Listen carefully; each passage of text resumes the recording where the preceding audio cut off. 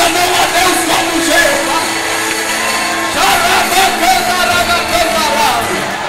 Espírito Santo de Deus vai começar pela igreja, vai encantar os obreiros, vai chegar na nossa idade. Olha só, igreja, diga, não há Deus como Jeová.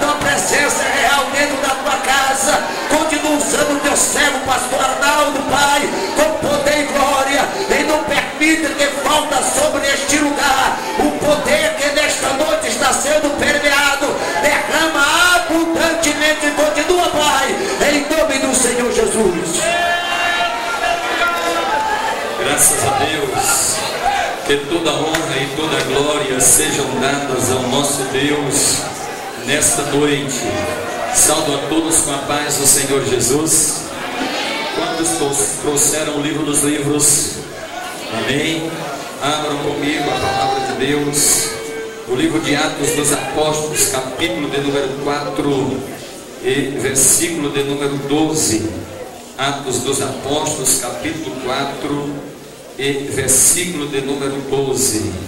Vai quebrando o teu vaso nos pés do Senhor.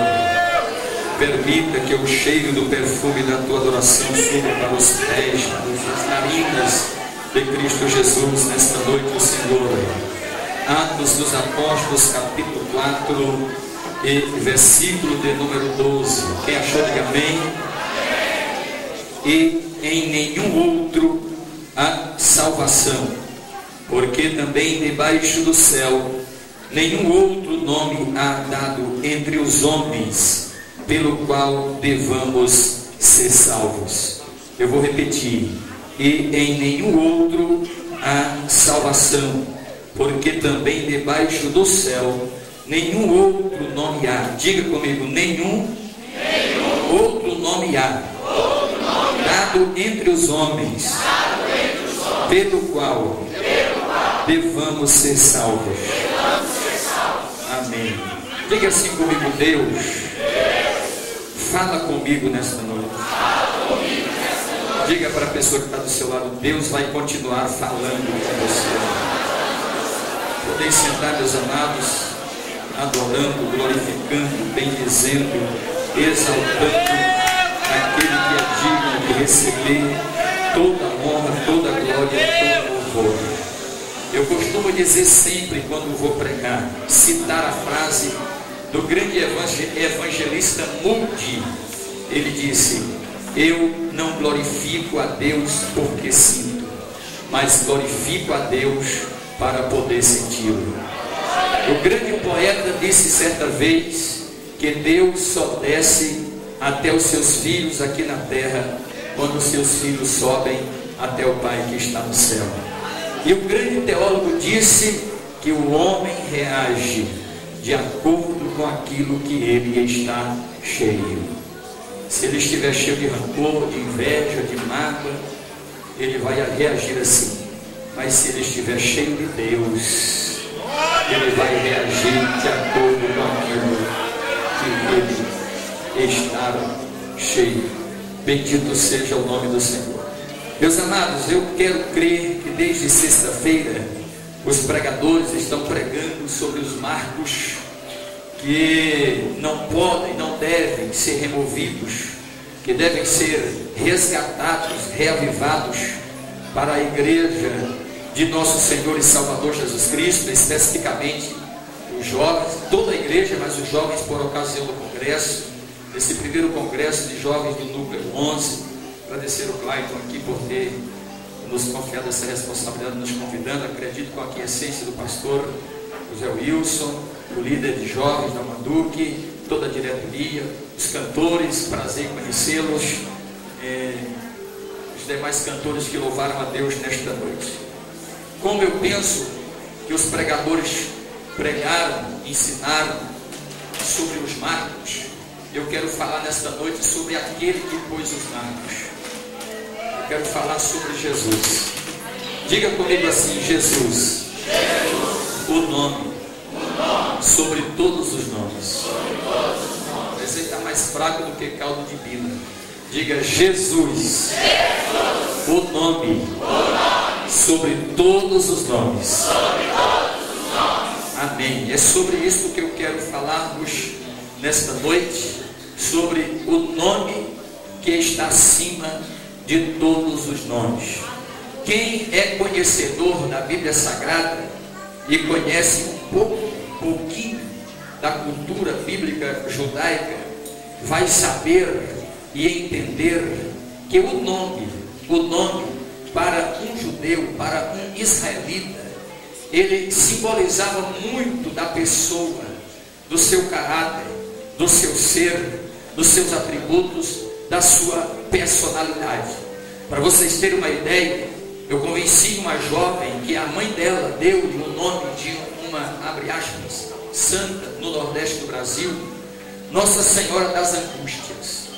Então aquela jovem, ela vivia a sua vida com uma tristeza muito grande, vivia sempre angustiada, sempre com um sentimento de tristeza na sua alma, e acreditamos que aquele sentimento de tristeza e de angústia que ela carregava na sua alma era oriundo do nome que ela recebeu quando nasceu. Mas ela aceitou Jesus como Salvador da sua vida, e Jesus mudou a história daquela jovem.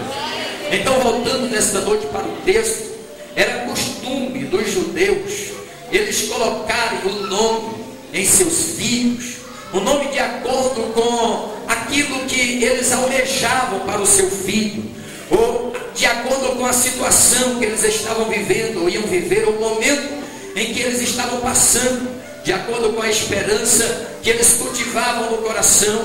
Quando a mulher engravidava, eles escolhiam um nome, e aquele nome trazia-lhes uma promessa, uma consequência daquilo que eles esperavam, daquilo que eles sonhavam.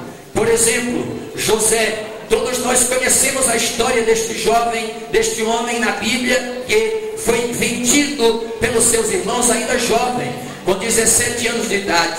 Depois que subiu no segundo trono no Egito, a Bíblia nos diz que Faraó lhe deu uma esposa, e quando lhe nasceu o primeiro filho, ele colocou o nome do menino de Manassés. Por quê? Porque ele disse: Deus me fez esquecer de toda a aflição, de todo o sofrimento, de tudo que eu passei, de tudo que eu vivi na terra da minha aflição. Então aquele menino, para José, toda vez que ele chamava Manassés, ele se lembrava que Deus tinha curado a sua memória. Não é que ele tinha esquecido os sofrimentos que ele tinha passado, não, porque tudo que nós vivemos está gravado na nossa memória, mas era porque Deus tinha curado a sua memória. José podia se lembrar do dia em que ele foi lançado na cova. José podia se lembrar do dia em que ele foi vendido como escravo na praça do Egito.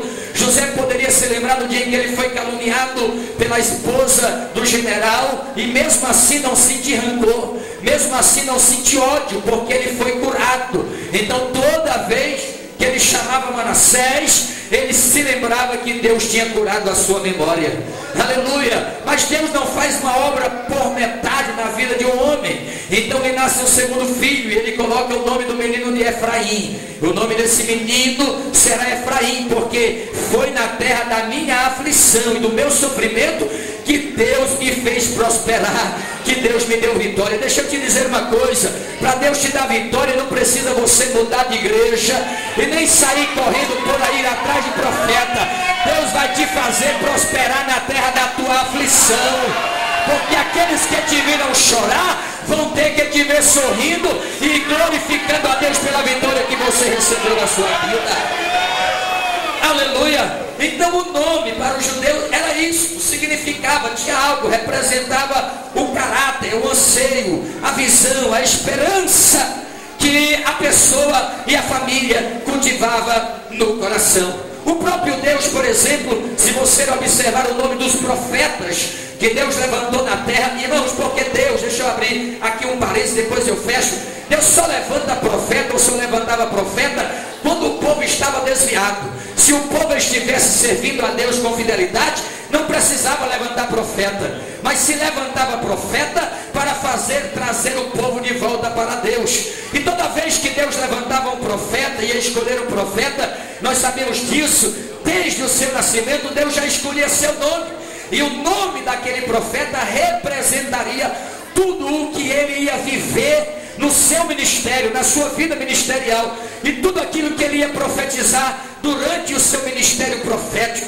Quem conhece a Bíblia sabe que isto é uma verdade, e por isso ser um norte na vida do povo judeu. Nós sabemos muito bem que existia uma promessa de Deus, desde Gênesis 3:15, quando Deus disse para Satanás que da semente da mulher nasceria um, que este que nascesse iria pisar a sua cabeça, ele iria ferir o calcanhar deste um que ia nascer, mas ele ia ferir a sua cabeça. Desde esta mensagem profética, que é a primeira profecia acerca da vinda de Cristo, o povo judeu, os descendentes da nação piedosa, da descendência piedosa de Adão através de Sete, posteriormente Abraão, eles cultivavam no coração um desejo ardente de conhecer e saber qual era o nome do Filho de Deus, qual era o nome do Filho do Senhor, do Filho de Deus, o Salvador, que iria nascer nesta terra e que iria viver neste mundo para nos salvar e para salvar a humanidade. Por exemplo, o livro de Provérbios, no capítulo de número 30 e no versículo de número 4, nós encontramos um anseio no coração do rei Agur. Agur diz: quem subiu ao céu e desceu? Quem encerrou o vento em seus punhos? Quem amarrou as águas na aba da sua veste? Quem estabeleceu todas as extremidades da terra? Qual é o seu nome? E qual é o nome do seu filho? Se é que alguém sabe, bendito seja o nome santo do Senhor. Então, no Antigo Testamento, os judeus, o povo israelita, cultivava no coração. Se o meu amigo puder me dar um pouco de retorno aqui, porque estou pregando desde sexta-feira, minha garganta está mal aqui, me ajude, em nome de Jesus. Muito bem, obrigado, meu querido. Então, meus amados, desde o Antigo Testamento se cultivava no coração o desejo de conhecer qual era o nome do Filho de Deus. Alguns profetas trouxeram alguns lampejos sobre o seu nome. Alguns chamaram de Emanuel, outros chamaram de raiz de Jessé, outros chamaram de renovo, e assim por diante. Mas não era o nome real, verdadeiro do Filho de Deus, que seria revelado à humanidade humanidade para salvar o homem, e para que através deste nome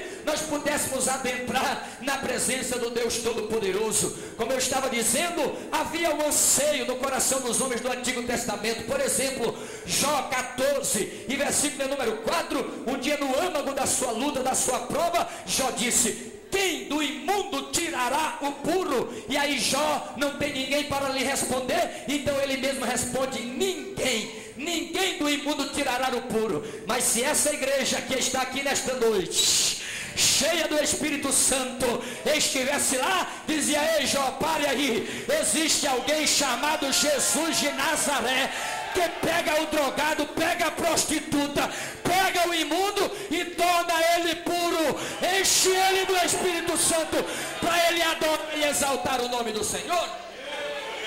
Salomão, ele disse certa vez: quem poderá dizer, purifiquei o meu coração, limpo estou do meu pecado? Ele disse: ninguém, não tinha resposta. Mas se essa igreja cheia do Espírito Santo estivesse lá, dizia Salomão: espera aí, Jesus purificou o meu coração. Um dia o meu coração estava cheio de pecado, mas hoje o meu coração está lavado, purificado, santificado e justificado pelo poder do sangue de Jesus.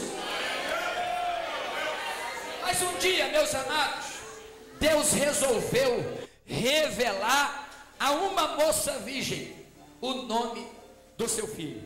O anjo apareceu a Maria e disse-lhe: Maria, eis que você conceberá, dará à luz a um filho, e por-lhe-á o nome de Jesus, porque ele salvará o seu povo dos seus pecados. Existiu muitos homens na Bíblia Sagrada, muitos nomes importantes na Bíblia Sagrada, como Noé, como Abraão, como Moisés, como Elias, como Jeremias, como Paulo, como Pedro e tantos outros. Mas só o nome de Jesus é o nome que está acima de todo nome. O nome de Jesus é o nome que está acima de todo nome. Olha aqui para mim, deixa eu te dizer uma coisa. Se você for na calçada da fama em Hollywood, você vai encontrar na calçada da fama o nome de Pelé, o nome de Ronaldinho, o nome de Elvis Presley, o nome dos maiores artistas de Hollywood. Mas se você for na calçada da fama em Hollywood, você não vai encontrar o nome de Jesus. Se você for na Academia Brasileira de Letras, você vai encontrar o nome dos maiores escritores que já existiram no Brasil, como Rui Barbosa e hoje vivo Paulo Coelho e tantos outros. Se você for na Academia Brasileira de Letras, você não vai encontrar o nome de Jesus. Mas espera aí, depois você dá glória. Deixa eu te dizer uma coisa: na calçada da fama não tem o nome de Jesus, na Academia Brasileira de Letras não tem o nome de Jesus. Mas eu nunca vi um demônio sair no nome de Pelé, eu nunca vi um demônio sair no nome de Ronaldinho, eu nunca vi um demônio sair no nome de Elvis Presley. Mas já vi um crente que nunca foi à escola dizer para o endemoniado: sai em nome de Jesus, e o demônio vai embora. Se você veio adorar a este nome, então levante a tua mão para o céu e adore a Ele nesta noite.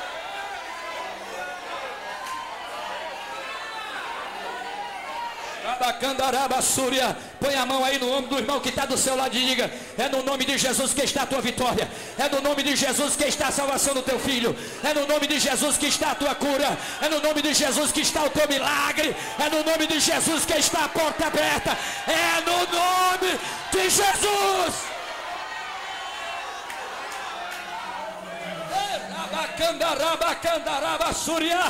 Eu vou te dar um minuto para você fechar seus olhos, curvar a sua cabeça, levantar a mão para o céu e adorar o nome que está acima de todo nome. Eu não tenho prata e eu não tenho ouro, mas o que eu tenho eu te dou, em nome de Jesus. Disse Pedro ao paralítico: levanta e anda, levanta e anda, em nome de Jesus. Nesta noite seja curado em nome de Jesus, seja libertado em nome de Jesus, seja batizado no Espírito Santo em nome de Jesus, seja cheio.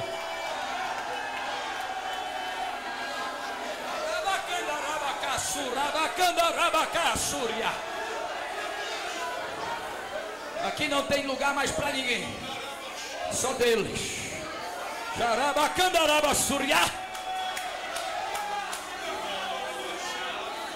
Diz a história que quando Buda, o iluminado, ele estava prestes a morrer, ele chamou os seus discípulos e disse: estou morrendo e ainda busco a verdade. Dizem que Maomé, quando estava para morrer, chamou os seus discípulos e disse: estou morrendo, mas ainda não encontrei a verdade. Mas Jesus, na noite anterior à sua morte, reunido com os seus discípulos, no cenáculo, ele disse: eu sou o caminho, eu sou a verdade.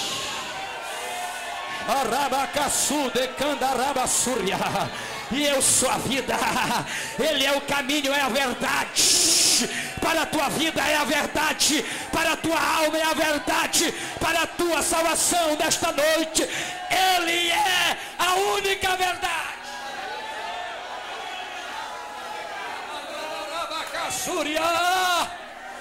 Satanás pode ter uma juventude lá fora hoje, enchendo os estádios para escolher o campeão brasileiro, mas Jesus tem uma geração de campeão aqui nesta noite para adorar e exaltar o nome dele.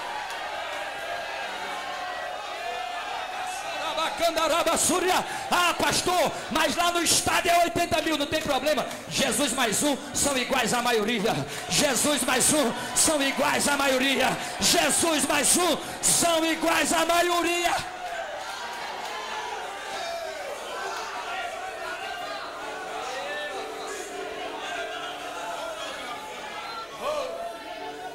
Jesus é o nome que está acima de todo nome. Arabacaçuria. Por que, pastor? Vou usar 3 coisinhas aqui para encerrar a mensagem. Primeiro, Jesus é maior do que a natureza. Muita gente por aí, em alguns países, como na Austrália, que adoram árvores, adoram plantas, adoram animais. Mas Lucas 8:22 nos diz que os discípulos estavam no barco e Jesus, deitado à popa do barco, adormeceu. E a tempestade, o texto diz, e a tempestade veio de repente no lago. Porque olha aqui uma coisa para mim: quem está no barco, no caminho para o céu, pode ter certeza que de repente a tempestade vai bater no lago. Mas a tempestade veio no lago, não foi no barco. Mas porque o barco estava no lago, o barco foi atingido pelas ondas do lago.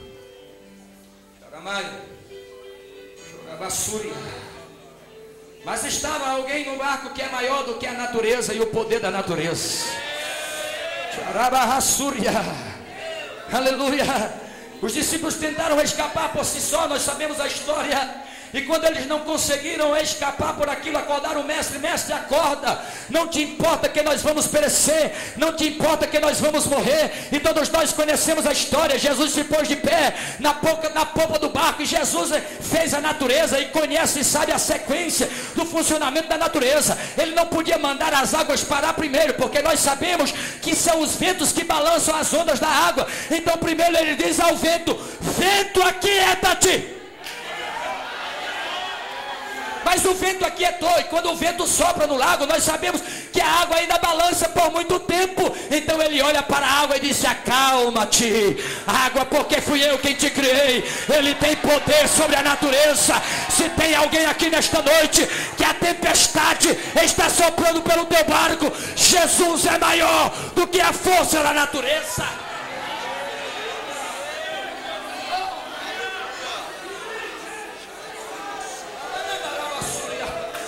Sabe o que eu acho interessante? Sabe o que eu acho interessante aqui, que naquele Natal, que deu aquele terremoto lá no mar, e aquele tsunami atingiu aqueles países, morreu mais de 350 mil pessoas. Eu li uma história que os cristãos da Indonésia foram ao governo da Indonésia, ao prefeito daquela cidade marítima: olha, vai chegar o Natal, deixa nós comemorar o Natal, deixa nos celebrar o Natal, nós somos cristãos. Disse: não, se vocês quiserem celebrar o Natal, vá celebrar nas montanhas.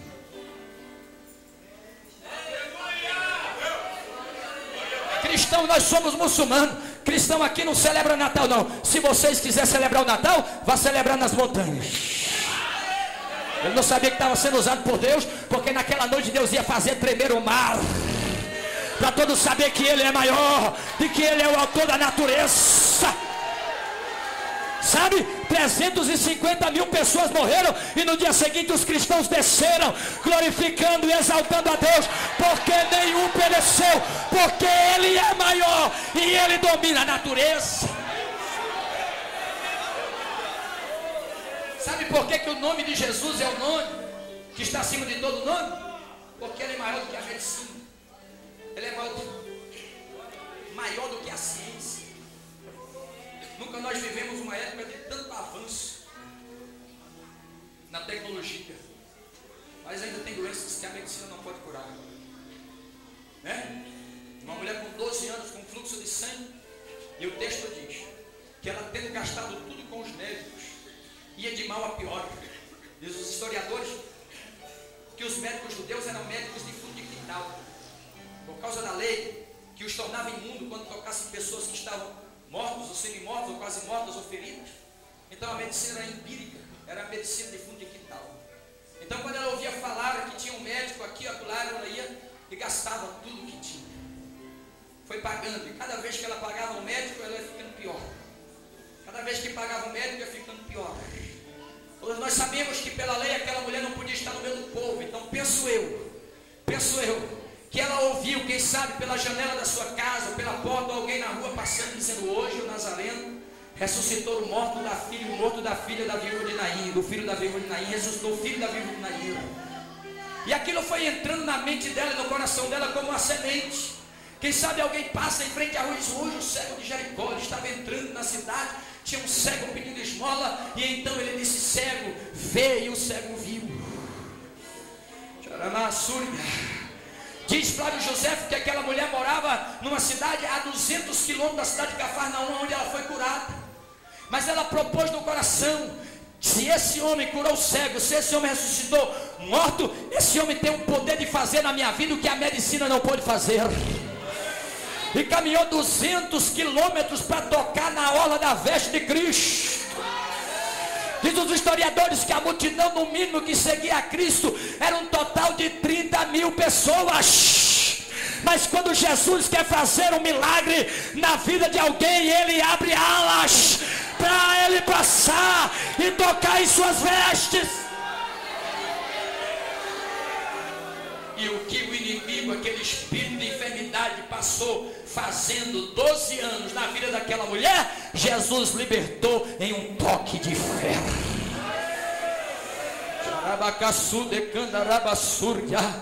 Aqui está, meus filhos. Eu já contei muito de vocês, já ouviram o testemunho. Foram atingidos de aftosa no seminário de missões, quando eu estava fazendo o seminário de missões.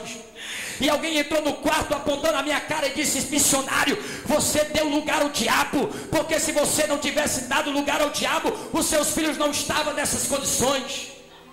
E eu lembro que eu caminhando na rua com a sacola de remédios para levar, para passar nas enfermidades que estavam no seu corpo, Satanás se aproximou da minha pessoa e disse: você é um fracassado, você é um derrotado, você é um miserável. Olha aí, de todos os filhos dos missionários, só os teus filhos estão doentes, e você deixou tudo, emprego, e veio para fazer a obra missionária, e os seus filhos vão morrer. E eu comecei a acreditar que era verdade, Senhor, é verdade, sou derrotado. Sou um fracassado mesmo, Senhor, sou um derrotado mesmo, sou eu, Senhor, sou meus filhos. Mas de repente aquela voz acusadora, maligna, diabólica desapareceu, e uma voz suave, amiga, meiga, disse para mim: filho, levante a cabeça. Eu levantei a cabeça. Ele disse: eu sou Jesus que te chamei, e estou contigo, teus filhos não vão morrer, eu vou curar os seus filhos. A Bíblia diz assim, ó: quando você estiver em trevas e não vê luz nenhuma, firme-se sobre o seu Deus e confie no nome do Senhor, porque Ele peleja por você. Ele curou aquela mulher, porque Ele é maior do que a medicina. Diga aí para teu irmão que está do teu lado: o que a medicina não pode fazer por você e não puder, o Jesus que você serve faz por você. Ei, olha aqui para mim: quando tudo falhar, experimente Jesus. Quando tudo falhar, experimente Jesus. Quando tudo falhar, experimente Jesus.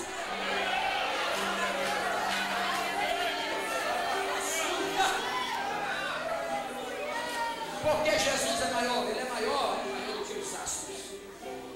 A Bíblia nos diz que Deus pega Ezequiel, arrebata Ezequiel pelos cabelos, leva no templo de Jerusalém. E aí Deus mostra a Ezequiel 24 anciões de costa para o templo adorando o sol. O povo besta, podendo adorar aquele que fez o sol. Está vendo aí, Ezequiel? Esse povo adorando o sol de costa para o templo, adorando o sol. Mas a Bíblia Sagrada nos diz que um homem um dia estava andando com cartas na mão para matar crente. A Bíblia diz que ele respirava ainda ar de morte pela morte de Estevão. Aleluia. E ele estava como que no meio do caminho, como o sol no meio-dia. Porque todos nós sabemos que o sol no meio-dia está no esplendor da sua força. Ninguém consegue fitar o sol ao meio-dia, no esplendor da sua força. Aleluia. Mas apareceu ali que o brilho da sua glória escondeu o brilho do sol. O sol não pôde cegar Paulo, nem torná-lo cego pelo esplendor do brilho dele, porque apareceu alguém ali que era maior do que o sol. Xarabassúria, deixa eu dizer uma coisa. Tem gente por aí que tem um Deus para cada situação da vida. Se ele quer casar, Santo Antônio. Se ele quer ter visão, Santa Luzia. Se quer viajar pela estrada, aí roga ao santo da estrada. Se quer viajar pelo mar, a santa do mar. Se quer viajar pelo ar, o santo do ar. Mas o Deus que nós servimos é o Deus que dá casamento, é o Deus que dá visão, é o que guarda na estrada, é que guarda no rio, que guarda no mar, que guarda no ar. E se eu fosse você, eu levantava a mão para o céu e dava um brado de glória para adorar a Ele nesta noite. O que o sol não pode fazer, a glória de Cristo cegou a Paulo, porque Ele é maior do que o sol, é maior do que os astros. Pergunta aí para teu irmão: você tem noção do tamanho de Deus que você serve? Tem noção? O teu Deus não é Deus de circunstância, o teu Deus é Deus de possibilidade. O teu Deus não é Deus de circunstância, o teu Deus é Deus de possibilidade. Ah, pastor, mas por que Jesus é maior? Por três coisas. Primeiro, porque Ele foi o único homem na terra que nasceu de uma virgem. O único. Pode ter vivido o homem mais importante, pode chamar tudo de grande que existia, Alexandre o Grande, tudo quanto é grande que existir aí. Mas nenhum nasceu de uma virgem.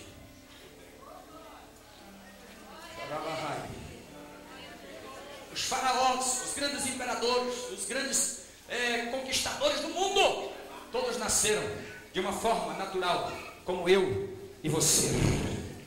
Aleluia. Mas Jesus não.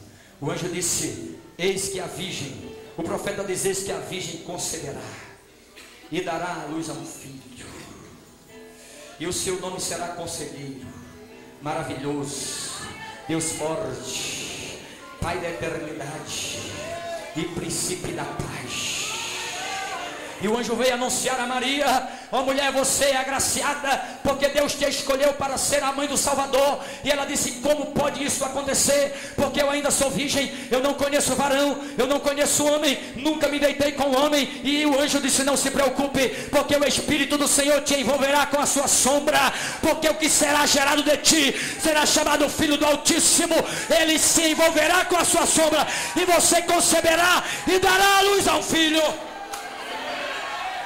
Ninguém nasceu como Jesus, porque os filhos dos artistas mais famosos que existem no planeta e na terra, quando a artista está grávida, ela compra uma blusa é lá no Nordeste, né? Aqui, tá bom? Você vê que o nordestino usa muitas das vezes uma linguagem do Nordeste, né? Ela compra aquela blusa assim assim, ó, pra cima e deixa a barriga aparecer, para sair na revista contigo, para sair na revista, para sair na televisão, e aí sai toda uma propaganda daquele filho, daquele famoso que vai nascer, aleluia. Mas nenhum deles no dia que nasceu, os anjos desceu do céu para fazer festa na terra, xarabassúria, nenhum deles uma estrela passou, surgiu no planeta Terra, dizendo aos magos: seguem diante, porque vocês precisam conhecer o Salvador do mundo. Bendito seja o nome santo do Senhor. Ninguém nasceu como Jesus Cristo nasceu, porque Ele é maior.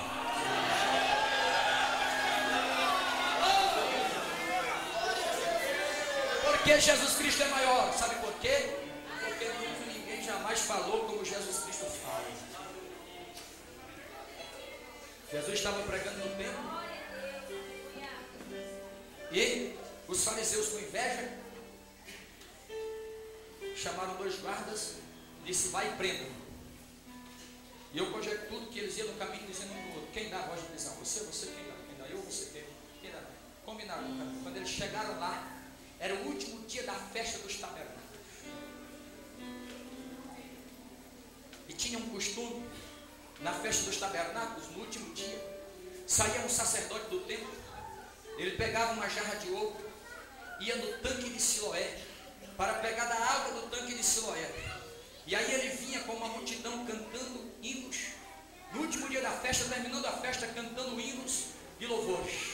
Quando chegava no templo, pegava aquela jarra que tinha água, misturava vinho, despejava em cima do altar, para simbolizar que Deus estava matando a sede espiritual do povo. Quando o sacerdote terminou de fazer aquele ritual da lei do Antigo Testamento, Jesus estava no templo. E quando ele terminou de fazer o ritual, Jesus se pôs de pé e disse: a partir de hoje ninguém mais precisa ir buscar água no tanque de Siloé. Eis aqui a água viva que desceu do céu. Aquele que beber da água que eu lhe der nunca mais terá sede. Aquele que crê em mim, como diz as Escrituras, rios de água viva fluirão, fluirão, fluirão, fluirão, fluirão do seu ventre. Ei, aquela palavra foi com uma espada, ó, pá, no coração dos soldados. Você vai dar a voz de prisão? Eu não, e você também não. Voltar. Quando os soldados chegaram, os fariseus perguntaram: cadê o homem? Nós não podemos trazer. Mas por quê? Porque nunca ninguém jamais falou como este homem fala. Faz mais de 20, 30, 40 anos que eu ouço a pregação de vocês, mas nunca tocou meu coração. Mas aquele homem se levantou e pregou uma palavra só, e o meu coração foi quebrado, porque ninguém fala como este homem fala. Eu estou falando aqui nesta noite nesse microfone, mas o Espírito Santo está transformando de acordo com a tua necessidade nesta noite, porque Ele te trouxe aqui para fazer um milagre na tua vida. Porque o nome de Jesus é o nome acima de todos os nomes. Vou encerrar. Porque Ele é o único que morreu, mas está vivo. O historiador diz que Comte, Augusto Comte, o fundador do pensamento positivista, quando chegou no seu escritório, disse para o seu colega que era cristão: eu vou inventar uma religião que vai acabar com o cristianismo, o positivismo. E o colega dele, o amigo dele, era cristão. Disse: muito bem, Conte, vai em frente, mas primeiro você tem que fazer 3 coisas para você criar uma religião que destrua o cristianismo. Pois não, qual é? Primeira coisa, você tem que nascer de uma virgem. Maravilha. E nessa você já perdeu. Segunda coisa, você precisa ter poder para dar vista ao cego, para levantar o paralítico, para curar o doente, para curar o quebrantado de coração, e ajudar o oprimido, e dar a paz ao homem que o mundo não pode dar. Terceira coisa, você precisa morrer, e depois de 3 dias ressuscitar, sem a ajuda de ninguém. Diz o historiador que Conte caiu de joelhos e disse: só Ele é Senhor. Só Ele é Senhor. Se você crê nisso, levante a tua mão por um minuto. Feche os seus olhos, curve a sua cabeça. Levante a tua mão para o céu. Dê o melhor glória a Deus que você pode dar nesta noite. Quem tem aleluia, dá aleluia. Quem tem línguas estranhas, dá línguas estranhas. Quem tem glória, dá glória. Quebra teu vaso nos pés dele. Ele está vivo. Ele está vivo, ele está vivo, ele está vivo. Eu falei com ele hoje. Quem falou com ele hoje aí? Quem falou com ele hoje aí? Ele está vivo, ele está vivo. Xarabacassuri catuia rabai. Namandarabassuri arabacassuria.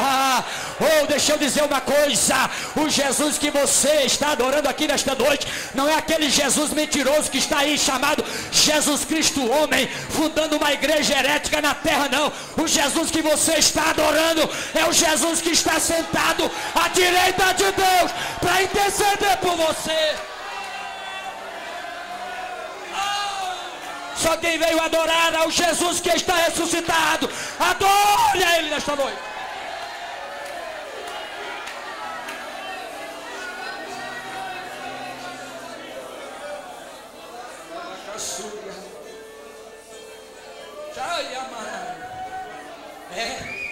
Disse que os elementos se reuniram para ver quem era o maior, quem ia governar. Aí o fogo se apresentou e disse: eu sou o fogo, aonde eu passo eu queimo tudo, eu vou dominar, eu sou o fogo, eu sou o rei. Aí disse que a água chegou para o fogo e disse: você está enganado, porque quando eu venho sobre você, você evapora e você não consegue dominar, então eu a água vou dominar. Aí disse que o vento chegou para a água e disse: coitado de você, eu sopro sobre você e você evapora e você se acaba, eu sou o vento, eu vou dominar, né? Aí disse que a caverna disse para o vento: você está enganada, caverna, o vento, eu a caverna domino, porque quando você entra dentro de mim, você não pode sair, eu vou dominar, eu sou a caverna. E quando a caverna pensava que ia dominar, disse que chegou o homem e disse: eu sou o homem. Não tem rocha que eu não consiga perfurar, não tem coisa que o homem não consiga dominar. Ele disse: eu vou dominar. E quando o homem estava batendo no peito dizendo: eu vou dominar, aí chegou a morte e disse: você está enganado, homem, eu sou a morte. Não tem rei poderoso, não tem homem poderoso que viveu na terra que eu a morte não já dominei, que eu a morte já não abati, que eu a morte já não lancei por terra. E quando a morte ia colocar a coroa, diz a história que chegou Jesus e disse: morte, me dá a coroa aqui, porque eu sou a ressurreição e a vida, e aquele que crê em mim, ainda que esteja morto, viverá. Se põe de pé aí esta noite e diga assim comigo: porque Ele vive, posso crer no amanhã, porque Ele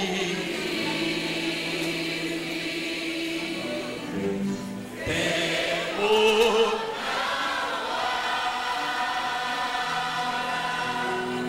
mas eu bem sei que a minha vida, onde está a sua vida? Está nas mãos de meu Jesus, que vivo está. Diga assim comigo: e quando enfim chegar a hora, chega a hora em que a morte,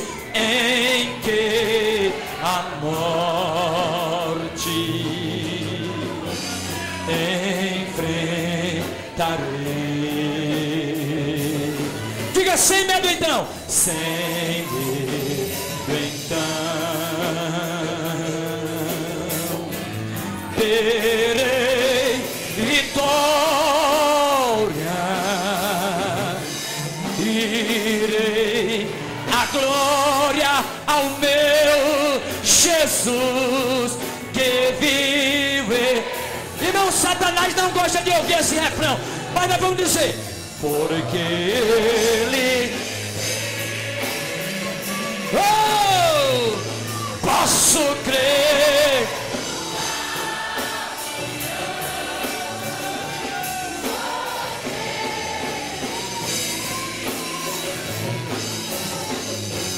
Temo não há,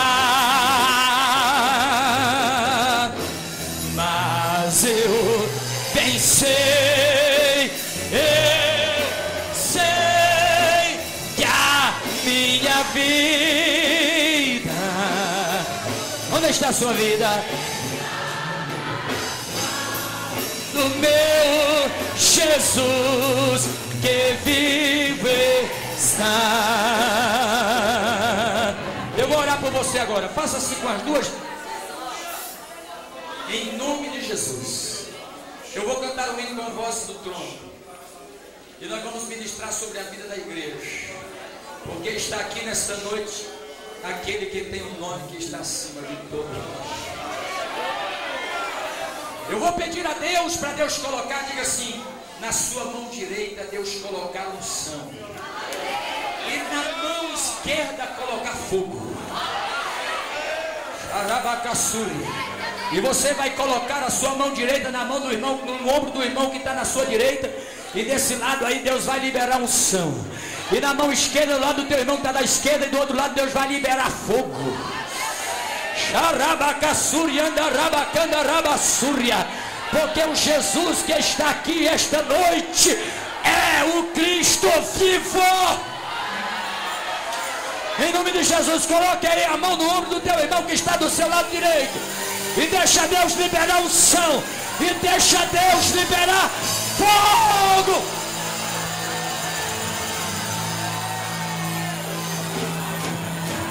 Oh, Jesus! Eu não vou chamar você aqui à frente. Deus vai te visitar aí, aonde você está. Por toda a minha vida. Oh, Senhor, te louvarei. Pois teu fogo é a minha vida. E jamais me cansarei. Posso ouvir a sua voz. É mais doce do que o mel. E me tira dessa cova. E me leva até o céu. Oh, Jesus, já vi fogo e terremotos. Qual foi o crente que nunca viu? Vento forte que passou. Já vivi tantos perigos. Oh, Jesus, mas sua voz me acalmou. Tu dá ordem às estrelas. Este é o Cristo vivo e ao mar os seus limites. Eu me sinto tão seguro no teu colo, ó, Altíssimo. Oh, Jesus, olha aí, ó. Não há ferrolhos, nem portas que se fechem diante da sua voz. Não há doença, nem culpa que fiquem de pé diante de nós. E a tempestade se acalma na voz daquele que tudo criou, pois a palavra é pura, escudo para os que nele creem. Só quem veio adorar o Cristo vivo adora.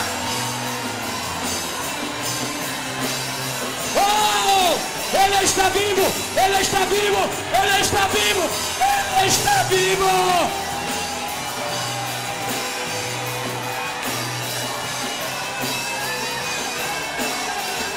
Oh, não há ferrolho.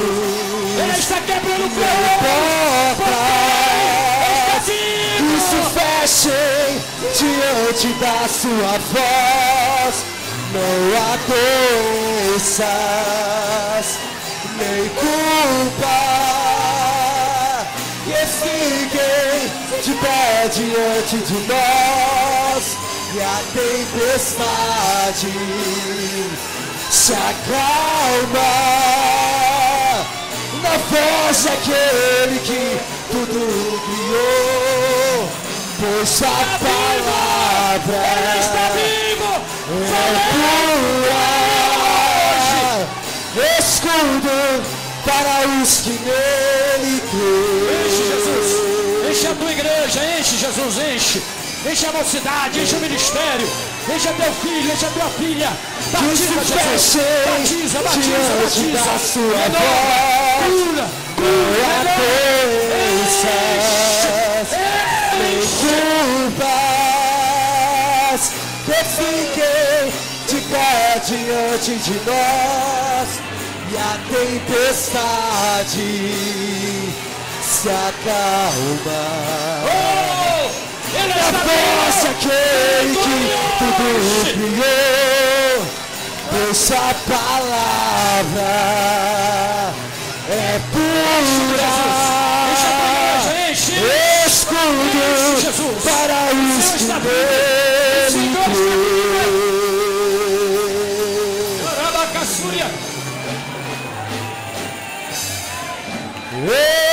Escudo para os que nele creem.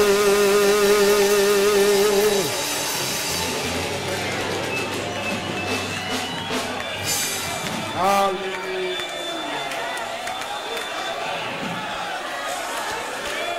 A glória de Jeová está nesse lugar.